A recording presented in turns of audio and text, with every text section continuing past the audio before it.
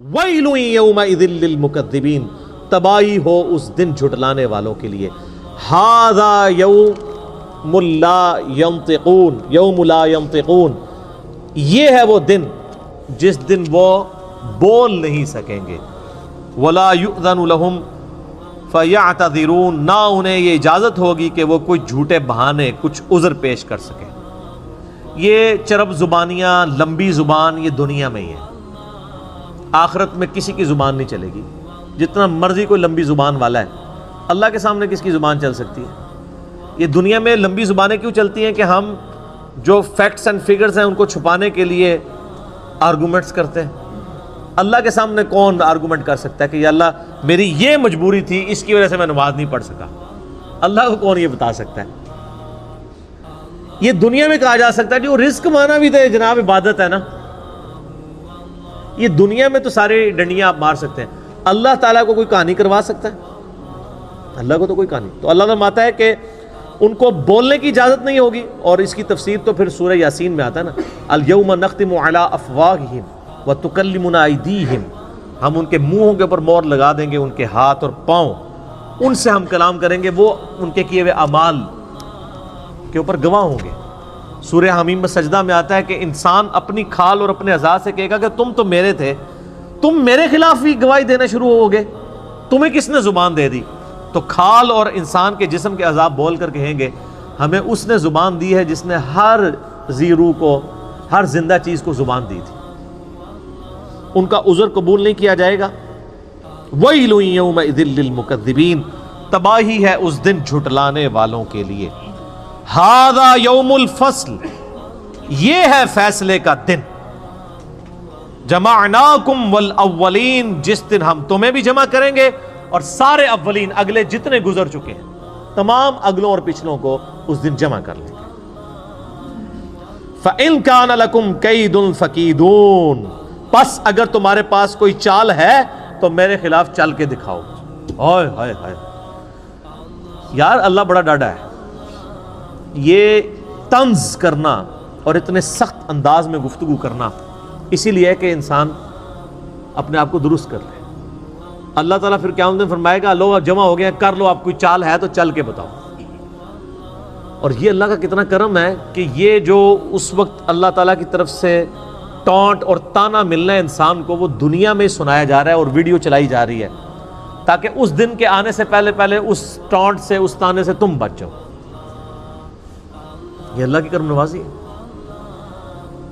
سورۃ المؤمن میں ایک بڑی زبردست آیت ہے، اسی کانٹیکسٹ میں میں اکثر کوٹ کرتا ہوں، میرا یوٹیوب پہ ایک کلپ بھی ہے، کیا اللہ کو بھی تکلیف ہوتی ہے؟ سورۃ المؤمن کے شروع کی آیات میں سے اللہ تعالیٰ فرماتا ہے کہ ہم مجرمین کو جب قیامت والے دن عذاب دیں گے نا، پھر ان سے پوچھیں گے کہ آج تمہیں تکلیف ہو رہی ہے نا، آج اپنی جان سے تم بیزار ہو نا اس تکلیف کی وجہ سے؟ وہ کہیں گے ہاں. تو اللہ تعالیٰ فرمائے گا اس سے زیادہ ہمیں تکلیف ہوتی تھی جب دنیا میں تمہیں ہماری طرف بلایا جاتا تھا اور تم روگردانی کرتے تھے. یہ اللہ تعالیٰ کا انداز بتا رہے ہیں. یعنی جس طرح ہم اپنی بھی لینگویج میں ایک بات کرتے ہیں نا، ہوں پتہ لگا ابو بچو جی، یہ کہتے ہیں نا، اب پتہ چلا بچو جی، یہ چھوٹے بچے کہتے ہیں نا. تو اللہ تعالیٰ فرماتا ہے اب پتہ چلا، جب دنیا میں تمہیں ہماری طرف بلایا جاتا تھا تم روگردانی کرتے تھے. تو ہمیں اس سے زیادہ تکلیف ہوتی تھی جو آج تمہیں اپنی جان سے ہوگی. تو اس پہ میرا یوٹیوب پہ ایک کلپ ہے کہ اللہ کو بھی تکلیف ہوتی ہے. یہ بلکہ پورا لیکچر سننے والا ہے، مسئلہ نمبر 196. فکر آخرت پہ اس سے بہتر لیکچر میرا کوئی نہیں ہے. کاش میں دنیا میں واپس جا سکتا، یہ اس کا ٹائٹل ہے، جس میں میں نے سورہ سجدہ کی 11 آیات اور قرآن ریفرنس کے طور پہ کئی آیات کور کی ہیں. اللہ تعالیٰ فرمائے گا ہاں بھائی کوئی چال ہے تو چل لو. وَيْلٌ يَوْمَئِذٍ لِّلْمُكَذِّبِينَ، تباہی ہو اس روز جھٹلانے والوں کے لیے. یہ 40 آیات میں اللہ تعالیٰ نے ذکر کیا ہے ان لوگوں کا جو اللہ کے نافرمان ہیں. اب قرآن پاک کا چونکہ ایک امتزاج ہے کہ وہ پھر پازیٹیو گفتگو اہل ایمان کے حوالے سے بھی کرتا ہے، سائملٹینیس کنٹراسٹ. لیکن آپ کو حیرانگی ہوگی کہ یہ آپ جو اہل ایمان کے حوالے سے ذکر آئے گا کہ ان کو جنتیں ملیں گی، اس میں پھر یہ آیت ریپیٹ ہوگی ویل یومئذ للمکذبین، یعنی جنت کے ذکر میں بھی اللہ نے دوزخ کے ذکر کو داخل کیا ہے کہ دوزخ سے غافل نہیں ہونا. ان المتقین فی ظلال وعیون، بے شک اللہ سے ڈر جانے والے لوگ سایوں اور چشموں میں ہوں گے اس دن. وفواکہ مما یشتہون، اور ان پھلوں میں ہوں گے جن کو وہ پسند کر رہے ہوں گے. کلو واشربو، اللہ تعالیٰ فرمائے گا مزے سے کھاؤ اور پیو. ہنیئا بما کنتم تعملون، ان اعمال کے صلے میں یہاں پہ خوب رچو اور بسو جو تم دنیا میں کیا کرتے تھے. اعمال کے بدلے میں سر، صرف نسبت کے بدلے میں نہیں، صرف کلمہ پڑھنے کے بدلے میں نہیں، اعمال کے بدلے میں. انا کذالک نجزی المحسنین، بے شک ہم اسی طرح کا بدلہ دیا کرتے ہیں نیکوکاروں کو. لیکن ویل یومئذ للمکذبین، جنت کے اندر بھی ذکر آ گیا. یہاں تو کوئی بوڑھا بھی ہوا ہے نا، اسے کہنا یار وہ خوف خدا کر لو، وہ کہنا جی ہن تسی ہن زندہ سانو جا کے دباؤ. 70 سال کا بھی ہوگا، 80 سال کا بھی ہوگا نا، تو وہ ابھی جینے کی خواہش رکھ رہا ہوگا، تو کہہ رہا ہوگا کہ اچھا جی پھر منودابی آؤ جا کے کوئی جنتی بھی گل کرو، صرف دوزخ دی گل. اللہ تعالیٰ نے یہ قرآن پاک میں اسلوب بتایا کہ یہاں پہ اب آپ یہ دیکھیں، یہ آیت 2 دفعہ ریپیٹ ہوگی جنتیوں کے ذکر میں بھی، اس لیے کہ تاکہ انسان کا قبلہ درست رہے. صرف جنت کی باتیں کرنے سے قبلہ درست نہیں ہو رہتا جب تک کہ جہنم کا ذکر نہ کیا جائے. کلوا وتمتعوا قلیلا انکم مجرمون. اب فوراً روئے سخن پھر واپس آ گیا ہے مجرمین کی طرف. ہلکا سی جنت کی سیر کرا کے واپس. کھاؤ اور پیو، دنیا میں عیش کر لو تھوڑا سا وقت. انکم مجرمون، بے شک پھر ہے تو تم مجرم ہی ہو نا. کتنی عیاشی کر لو گے؟ 50 سال، 60 سال، 70 سال، 100 سال، 130 35 سال، کتنے سال کا جی لو گے؟ 100 سال سے اوپر تو بہت کم لوگ جاتے ہیں. جاپان میں اس وقت یعنی دنیا میں سب سے زیادہ لوگ ہیں جو 100 کو کراس کیے ہیں، 5,500 لوگ ہیں. اور ان میں بھی جو سب سے زیادہ عمر رسیدہ خاتون ہے وہ بھی 125 سے اوپر نہیں گئی ہیں. کتنا کوئی جی لے گا سر؟ دنیا میں کوئی 150 سال بھی جی لے، صرف قیامت کا دن جو ہے نا وہ 50,000 سال کا دن ہے.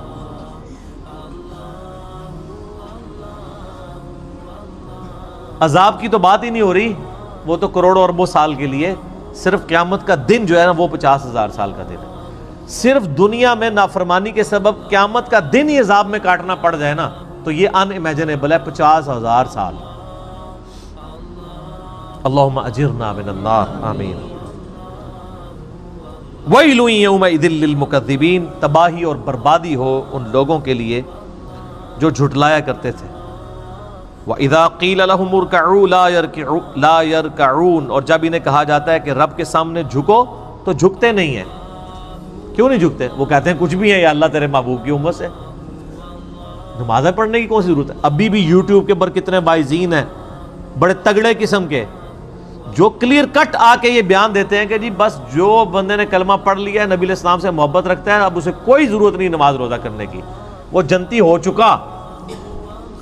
اور اس طرح کے جو وائزین ہیں نا، صرف ان کی تقریروں کے اوپر جو نعرے لگتے ہیں نا اور کہیں نہیں لگتے، کیونکہ سستی جنت بیچ رہے ہوتے ہیں. اچھا انسان بھی کتنے بیوقوف ہیں، خود اپنی آنکھیں بند کیے ہوئے ہیں. انسان اگر خود تھوڑا سا تفکر کرے وہ بھی سمجھ لے گا کہ یار ایسا کرنے سے کیسے ہو سکتا ہے. دنیا میں بغیر محنت کے مزدوری نہیں ملتی، اور اللہ جس نے پیدا ہی مزدوری کے لیے کیا تھا، مزدوری سے مراد وما خلقت الجن والانس الا لیعبدون. اور اس پہ امام غزالی نے بہت زبردست بات احیاء العلوم میں کیمیائے سعادت میں لکھی ہے کہ اگر تم لوگوں کا یہ ڈھکوسلا مان لیا جائے نا کہ اللہ تعالیٰ نے یہ سب کچھ بس صرف ڈرائی اینڈ پہ چھوڑ ہی دینا ہے، کوئی کسی کا حساب کتاب نہیں ہونا، کسی کو عذاب نہیں ہونا، تو تم یہ کہنا چاہ رہے ہو کہ اللہ تعالیٰ اور اس کے پیغمبر دنیا میں ٹھٹا کرتے رہے ہیں ہمارے ساتھ. نعوذ باللہ. ظاہر ہے پورا قرآن دھمکیوں سے بھرا پڑا ہے کہ نہیں کرو گے تو رگڑا لگ جائے گا، تو یہ سب مذاق ہوتا رہے؟ ایسا نہیں، تمہیں سمجھ نہیں آئی اصل میں. یہ ٹھٹا نہیں ہے، یہ بہت سیریس معاملہ ہے. جب اللہ کے سامنے جھکنے کے لیے کہا جاتا ہے تو وہ جھکتے نہیں ہیں۔ وَيْلٌ يَوْمَئِذٍ لِّلْمُكَذِّبِينَ، تو بربادی ہے اس روز جھٹلانے والوں کے لیے۔ فَبِأَيِّ حَدِيثٍ بَعْدَهُ يُؤْمِنُونَ، اب اس قرآن کے بعد کس اور بات کے اوپر ایمان لے کر آؤ گے؟ یعنی قرآن میں اتنی واضح دھمکیاں آنے کے بعد ابھی بھی کسی چیز کا انتظار ہے کہ ہمیں کوئی اس طریقے سے آگے بات سمجھائے تو ہم سمجھ جائیں گے؟ اللہ تعالیٰ فرماتا ہے اس واضح دھمکی جو قرآن کی شکل میں نازل ہو چکی ہے، اس کے بعد اب کون سی چیز ہے جس کے تم انتظار میں ہو کہ اس کے بعد تم بات کو قبول کرو گے؟ جب اس کائنات کا مالک خود اپنے پیغمبر کے ذریعے اس کا کلام نازل ہوا ہے اور وہ خود دھمکیاں لگا رہا ہے، یہ نبی علیہ السلام کا کلام نہیں ہے، کلام اللہ ہے، آپ کی مبارک زبان سے نکلا ہے، کلام تو اللہ کا ہے۔ اس سے بڑی کوئی چیز ہو سکتی تھی کہ اللہ تعالیٰ خود دھمکی لگائے تو تب آپ کو یقین آئے اور مجھے یقین آئے؟ سب سے بڑی چیز یہی ہو سکتی تھی۔ تو اللہ تعالیٰ فَبِأَيِّ حَدِيثٍ بَعْدَهُ يُؤْمِنُونَ، کس بات پر اس کتاب کے بعد ایمان لاؤ گے تم لوگ؟ اللہ کا قرآن نازل ہونا، اس کی کتاب کا نازل ہونا، اور پھر صرف کتاب نہیں، اس کتاب کی پریکٹیکل اپلیکیشن۔ لَقَدْ كَانَ لَكُمْ فِي رَسُولِ اللَّهِ أُسْوَةٌ حَسَنَةٌ، قرآن مجسم، قرآن کا اگر کوئی ایک جسم بنایا جاتا ایک پریکٹیکل، تو نبی علیہ السلام کی مبارک ذات ہے وہ، جو صحیح مسلم میں حدیث ہے۔ سیدہ عائشہ سے کسی نے پوچھا کہ نبی علیہ السلام کے اخلاقیات کیسے تھے، آپ علیہ السلام کے معاملات کیسے تھے؟ تو انہوں نے کہا قرآن نہیں پڑھتے، قرآن ہی نبی علیہ السلام کے اخلاق۔ یعنی قرآن کا مطلوب انسان اگر کوئی روئے ارض پہ ہے پریکٹیکل فارم میں، تو اللہ کے محبوب صلی اللہ علیہ وآلہ وسلم کی مبارک ذات ہے۔ پریکٹیکلی انہوں نے کر کے بھی دکھا دیا، سلیبس کی فارم میں کتاب دے بھی دی، اور قیامت تک کے لیے چھوڑ بھی دی۔ حجۃ الوداع کے موقع پہ بھی فرمایا قرآن چھوڑ کے جا رہا ہوں اور میری سنت۔ غدیر خم پہ بھی فرما دیا کہ قرآن کو پکڑ لینا، ہدایت پہ رہو گے، چھوڑ دو گے گمراہ ہو جاؤ گے، اور میرے اہل بیت کے ساتھ اس نے سلوک کرنا۔ قرآن ہی کر کے گئے نبی علیہ السلام۔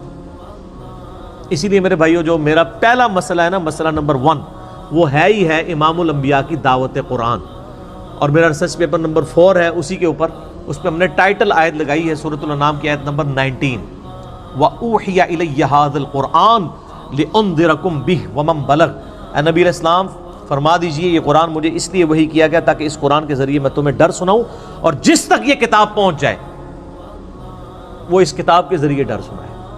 فَذَكِّرْ بِالْقُرْآنِ مَنْ يَخَافُ وَعِيدٍ، قرآن کے ذریعے اے نبی علیہ السلام نصیحت کیجئے اس کو جو خدا کی دھمکی سے ڈر جائے۔ تو نبی علیہ السلام کی دعوت کا تانا بانا ہی قرآن تھا۔ صحیح مسلم میں اوپر تلے 4 حدیث ہیں کتاب الجمعہ چیپٹر کے اندر، کہ نبی علیہ السلام قرآن حکیم ہی پڑھ کے تقریر کیا کرتے تھے، اور اکثر سورہ قاف ہوتی تھی، سورہ نمبر 50 پارہ نمبر 26 کے اندر۔ تو قرآن کے ذریعے آپ علیہ السلام تذکیر کیا کرتے تھے، اسی کے ذریعے نصیحت کیا کرتے تھے، اسی لیے آپ کو اثر بھی نظر آتا تھا، قصے کہانیاں نہیں تھی بلکہ اللہ کا سچا کلام تھا۔